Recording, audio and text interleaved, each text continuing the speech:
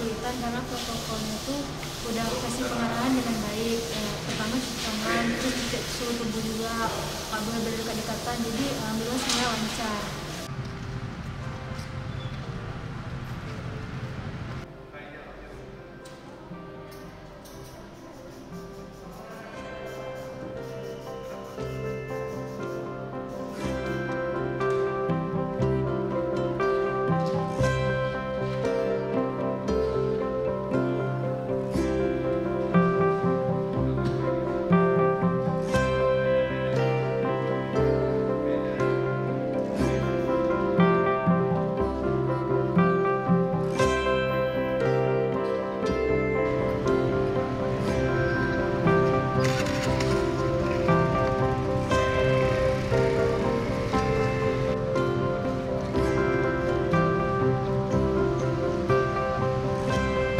Ada Pak, situasi di dalam aman, berjalan-jalan lancar, nggak ada hambatan tadi.